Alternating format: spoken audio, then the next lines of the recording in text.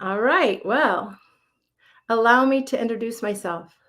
I'm Lisa Farrell, a licensed physical therapist and certified mindfulness meditation instructor. I've been a physical therapist for 36 years, specializing treating adults with vestibular disorders for over 20 years. And I've also been teaching vestibular rehabilitation to medical professionals throughout that time. So, what does a physical therapist do when patients with dizziness, vertigo, or both also face significant emotional challenges? Well, beyond referring to a behavioral specialist, let me share my mindfulness meditation journey to answer this question. My journey started with my patients. When I first began working in vestibular rehab, I worked with many types of vestibular conditions. Most had BPPV, and they tended to respond well to exercises. However, about a decade ago, I started being referred more complex cases like vestibular migraine and 3PD. These patients also had significant emotional struggles like fear and anxiety, which became a barrier to physical rehab. To help, I taught breathing and grounding exercises to calm their nervous system. Unknowingly, I was introducing aspects of mindfulness meditation. Now, around that same time, I discovered mindfulness meditation for myself. This was to help with chronic pain that I was having. This practice became a game changer for me, so I introduced it to my patients. Seeing the benefits firsthand, I decided to become a certified mindfulness meditation instructor. And now, mindfulness meditation is an integral part of my physical rehab practice, leading to patients having better outcomes and improved quality of life. And I'm deeply committed to teaching others how to succeed with mindfulness meditation. Speaking of succeeding, with this Ask the Expert talk, I want to address one of the most common questions I hear. How do I know I'm practicing mindfulness meditation the right way? Along that same line, when I mention to people that I teach mindfulness meditation, I often hear them say, "Oh, I tried that, but it doesn't work for me." And the most common reason people give me for not meditating are, "I can't clear my mind is too busy. I don't feel peaceful and relaxed. Sometimes meditation makes me anxious." And I also hear, "I don't have enough time to meditate." Well, I want people to feel confident in their meditation practice and know they're doing it correctly.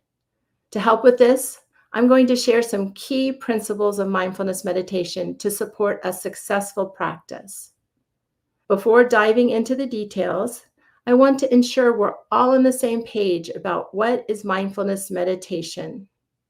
While it's defined in various ways, each one conveys the same core idea. Here's the definition I use.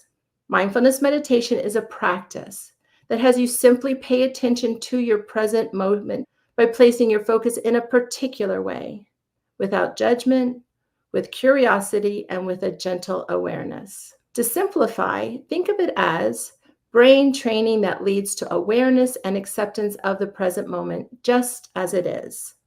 Allow me to explain by starting with the details about brain training in awareness. Now, why is this important? Well, most of the time, our attention isn't where we want it to be. Research shows 60% of our attention is hijacked by our thoughts and emotions. We tend to live on autopilot, stuck in the past or future, or we tend to live with a monkey mind with so many thoughts jumping around uncontrollably. Mindfulness meditation helps us train our attention to focus on the present. However, when we focus on what's present, whether in life or during meditation, the present moment can sometimes be overwhelming and unproductive. For example, my patients often tell me they're constantly thinking about the pain or dizziness they're experiencing. This type of focus isn't helpful. It's simply rumination. To shift this, we need to foster acceptance of the moment, which leads me to discussing how mindfulness meditation is also brain training in acceptance. In mindfulness meditation, we welcome all thoughts, emotions, and sensations. And we do this without resistance or attachment. Why? If we resist our thoughts by suppressing, avoiding, or denying them, we create conflict between what we expect to be happening and reality. For instance, if you're in pain, it can be physical or emotional, and you expect the pain to not be there. This produces tension. Similarly, when we cling to thoughts, such as to rigid beliefs, for example, we think this pain will never go away. This attachment also produces conflict. Conflict from either resistance or attachment leads to triggering the stress response, the fight, flight, or freeze response. Through practicing meditation, we train the brain to reduce conflict by accepting the present moment as it is. Instead of conflict, we foster a sense of calm. Now, how do we do this? As we welcome everything, we can allow things to come and go without needing to act on them. However, it's natural to want to act on them. So we need a process that helps us to let go. First, we need to recognize our expectations, like thinking we want or we don't want something to be happening. Then we choose to let go of our expectations. We do this by returning to the focus of our meditation, like to the breath or the body. This is key to settling the mind. This process can be repeated over and over endlessly. There's no limit to how many times we can recognize and let go of our expectations. Alongside this, we can cultivate curiosity and kindness. Both are powerful behaviors that help diffuse expectations. Curiosity opens our perspective and allows us to simply witness things as they are. And kindness removes criticism and the negativity bias. By letting go of expectations, remaining curious, and choosing kindness, we learn to accept the moment as it is. This promotes clarity and empowers us to care for ourselves more effectively. To summarize, mindfulness meditation teaches us that we have a choice with where and how we focus our attention. But how do we know we're actually practicing meditation the right way? Let's go over the keys to successful mindfulness meditation practice. First, it's important to understand that it's okay to have thoughts while meditating. The goal isn't to clear our mind because the mind's job is to think. Trying to stop our thoughts only creates resistance. Instead, we welcome everything and simply notice how thoughts come and go. Now, to prevent runaway thoughts, we can settle the mind by giving it a focus for our attention. This focus is on something happening in the present moment, like the breath or the body, internal experiences, or like on things we see, hear, touch, or smell, external experiences. This focus acts as an anchor, grounding us to the here and now. And it also serves as a home base to return to when distractions arise. It's important to understand that the mind will get distracted and will wander. When it does, simply notice it and gently bring your focus back to the target of the meditation with an attitude of acceptance. We foster acceptance by cultivating these behaviors. Have no expectations, remain curious, choose kindness, don't try too hard. And finally, the most important key to success is committing to practice. While the right attitude matters, it's the commitment to practice that allows us to experience the benefits of mindfulness meditation. Now it's time to put this lesson into practice. I'm going to lead you through a brief meditation. The goal of this meditation is to cultivate awareness and acceptance of the present moment. If at any point the experience feels overwhelming, feel free to shift your focus to something supportive or neutral, like to the sounds around you or the feeling of your feet on the ground. You can always return to my guidance when you're ready. Before we begin, find a comfortable place where you won't be disturbed.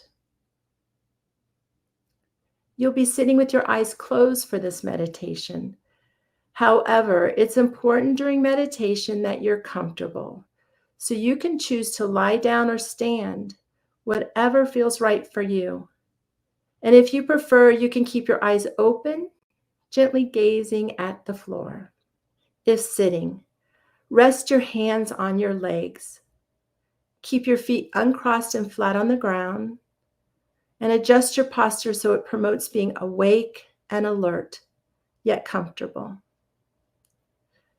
Now close your eyes if you haven't already. Remember, it's your choice. This meditation will last about 5 minutes. I'll guide you through from beginning to end. Let's begin. I invite you to become tuned into this moment by acknowledging where you are. Begin by noticing any sounds. Welcome them, then gently let them go. Now let's focus on your body. Notice how it feels right now. It may feel restless or still, heavy or light, alert or sleepy. Also take note of your mood. There's no need to change anything, whether it's pleasant, unpleasant, or neutral. Everything is welcome in meditation. Now I invite you to take several long, slow, deep breaths, ideally in and out through your nose. And as you breathe out, feel the body soften.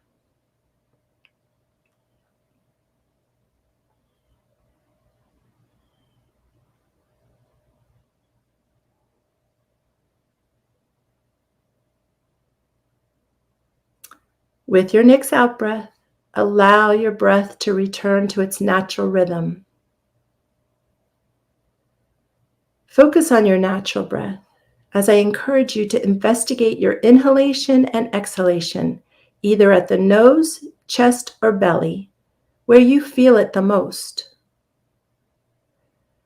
Notice the next inhalation from the moment it appears until the moment it subsides. Also see if you can notice when the next exhalation begins and follow it to the end. Let your attention rest on the natural pauses between the inhale and exhale. Remain curious for the next minute. I'll keep track of the time.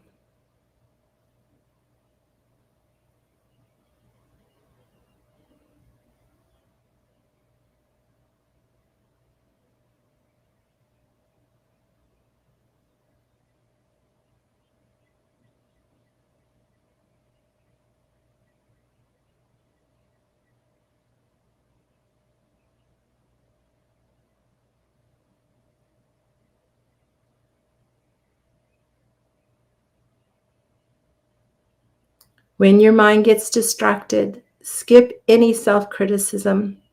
Distraction happens to us all.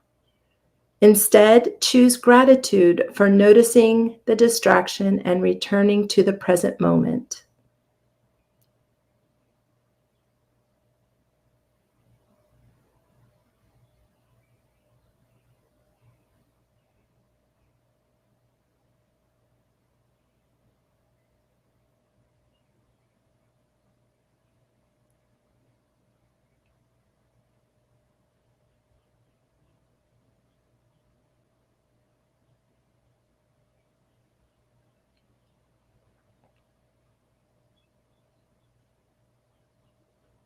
Now shift your attention to your body. You're going to scan your body, starting either at your feet or head, whichever feels right. You'll slowly move your attention up or down, scanning evenly from one end to the other without stopping anywhere. You're to remain curious about any sensations, warmth or coolness, tingling or vibration, heaviness or lightness, movement or stillness, even discomfort or pain. And if you don't experience anything, that's okay. Observe this too. You'll scan the body once or twice for about a minute, and if any time remains after scanning, move your focus to your natural breath. Begin the body scan now. I'll keep track of the time.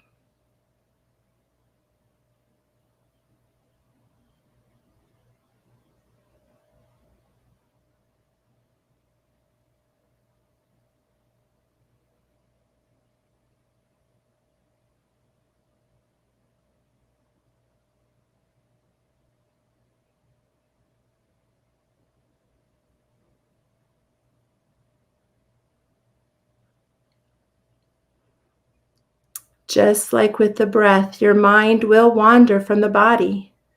When it does, don't judge this as bad. Simply notice. Gently let the distraction go and refocus on the body. Also, applaud yourself for returning to the present, knowing mindfulness is working.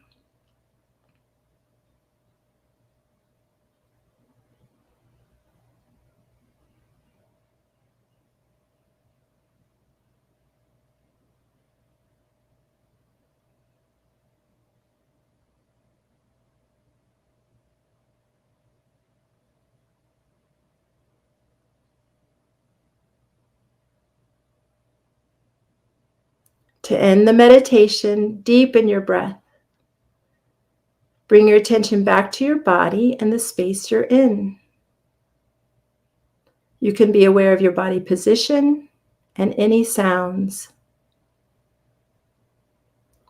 I invite you to slowly open your eyes if they were closed. Take your time. After meditating, it's important to come back slowly and not rush into activity. Take a moment to note how you're doing and appreciate that you've taken time out to care for yourself.